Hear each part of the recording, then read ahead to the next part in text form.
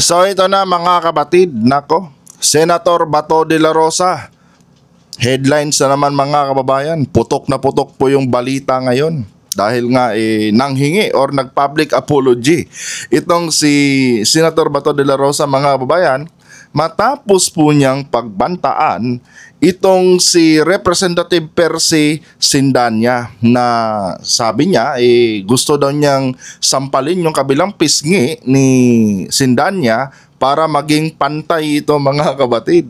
And ayon pa nga sa palusot ni, para sa akin kasi palusot to no, ayon pa sa palusot ni Senator Bato de la Rosa mga kababayan, hindi daw niya alam mga kabatid na itong si Representative Sindanya ay may pinagdadaanan palang karamdaman kaya naging tabingi yung kanyang muka. So ngayon mga kababayan, according kay Bato de la Rosa, kaya lang daw niya nasabi yung mga bagay na yon mga kabatid laban kay Sindanya, no? Kasi nga nakikisimpatya daw siya mga kababayan sa kanilang dito sa kanilang mga kababayan sa Mindanao na dismayado, no, sa impeachment laban kay Vice President Sara Duterte. Kumbaga mga kabatid, hindi daw niya kasi napigilan, no? Hindi daw niya kasi napigilan yung kanyang emosyon kung kaya't nasabi niya, no, napagbantaan niya itong si Representative Sindanya. At ito nga yung sabi niya dito mga kababayan, ano, I apologize for what I've said and did, particularly in failing to see the bigger picture. My apologies to Congressman Percy Sindanya for my offensive comment on his person. And ito guys, no, yung sinabi ni Bato de la Rosa mga kabatid, hindi ako naniniwala na basta komento lang yun. Yun po ay seryosong pagbabanta mga kabatid sa isang taong PWD, di ba? And imposible mga kabatid na hindi niya alam na itong si Percy Sindanya ay may karamdaman na pinagdadaanan. No, hindi ako maniniwala diyan mga kabatid. Araw-araw kayong nagkikita, 'di ba? Araw-araw kayong nagbabangayan diyan sa inyong mga political agenda, 'di ba? And ito sila Bato de la Rosa, isa to mga kabatid sa mga nagko-call out lagi dito sa grupo nila Castro na di umano ay itong Akbayan Party List di umano mga kababayan ay makakaliwang grupo. So imposible na yung mga personalidad diyan, no, sa nasabing partido na yan ay hindi mo alam kung ano yung mga baho ng mga yan, di ba? Kaya hindi ako naniniwala mga kapatid na hindi alam ni Bato de la Rosa itong pinagdaanan ni Percy Sindanya mga kababayan. Kanya nga lang, no, ang nakikita ko dito mga kabatid, na-realize siguro ni Bato de la Rosa na ito palang si Sindanya mga kababayan ay isa din po sa tinatawag na miyembro ng PWD,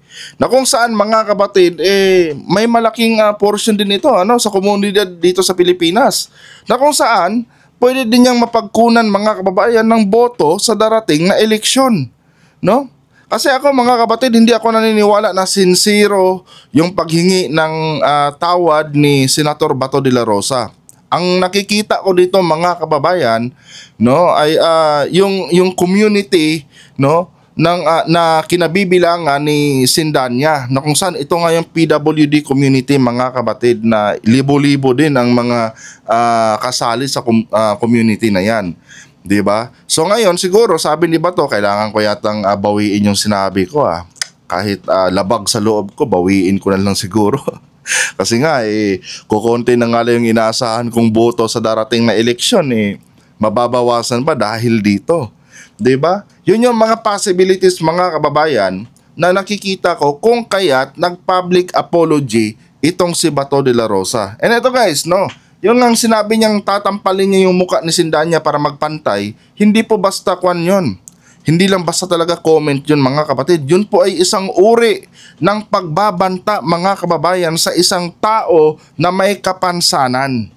'Di ba? So hindi talaga dapat palampasin yun mga kapatid, no? Mataas pa naman yung posisyon mo sa gobyerno tapos ganyan ka magsalita. 'Di ba? Akala ko ba para sa taong bayan ang inyong interes, pero bakit 'di ba? Bakit ganito kayo kabayolente? Basta-basta na lang kayo nagbibitaw ng mga pagbabanta sa mga kalaban nyo sa politika. 'Di ba? Hindi kayo dapat nakikita ng taong bayan na may mga ganyan kayong mga no? May mga ganyan kayong mga record na pag napuno kayo, hindi nyo nakokontrol na inyong emosyon at basta-basta na lang kayong magbabanta dyan sa mga kalaban nyo sa politika. Hindi dapat ganyan ang makita ng taong bayan. Nakakasama po yan sa imahe ng ating gobyerno. 'Di ba?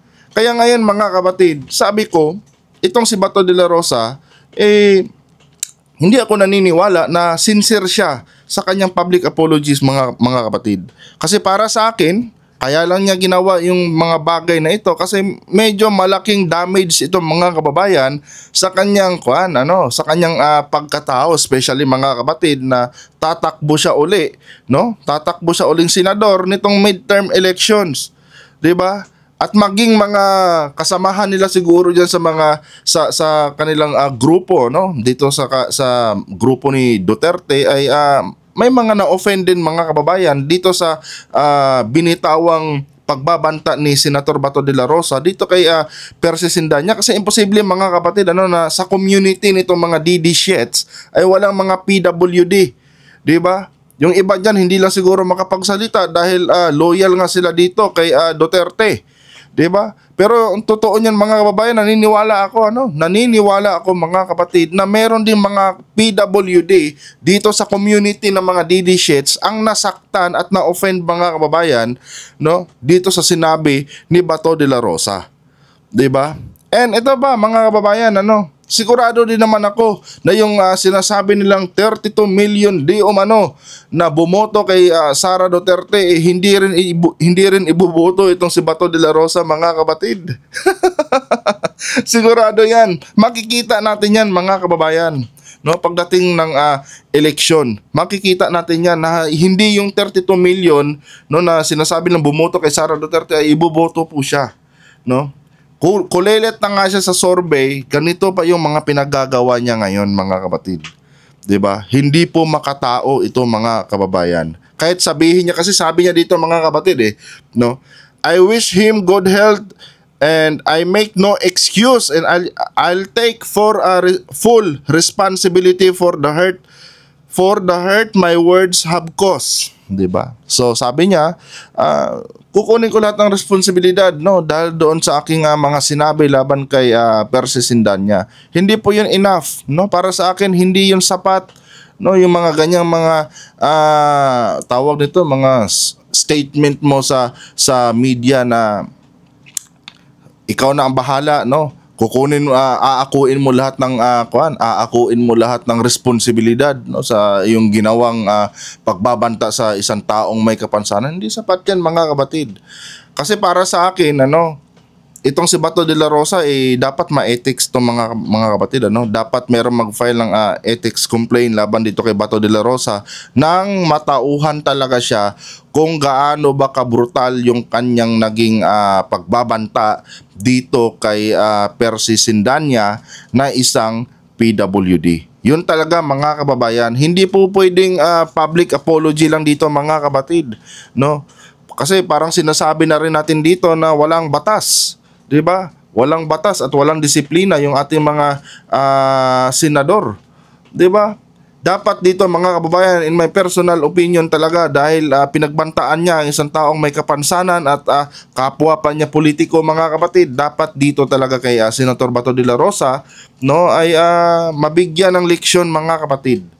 'Di ba? Ewan ko lang kung meron itong meron siyang parang ground sa COMELEC na violate, 'di ba? Hindi ko lang alam mga kapatid, kasi nga dapat malaman natin 'yan.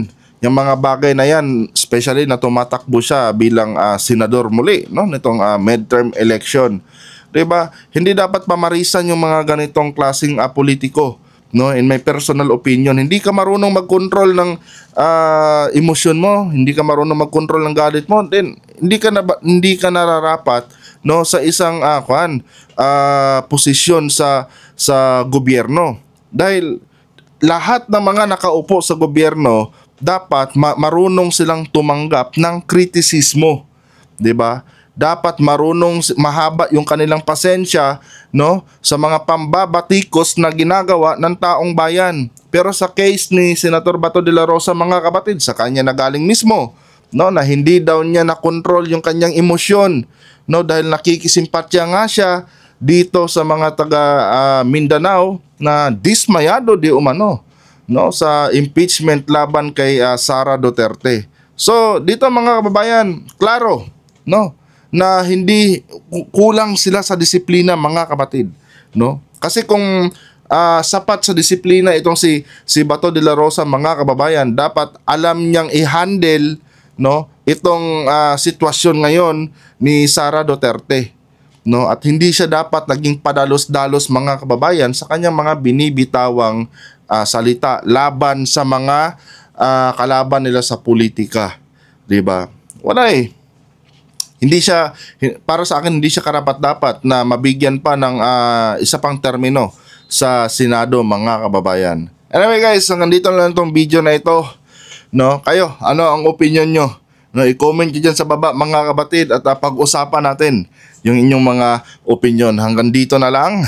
Adios.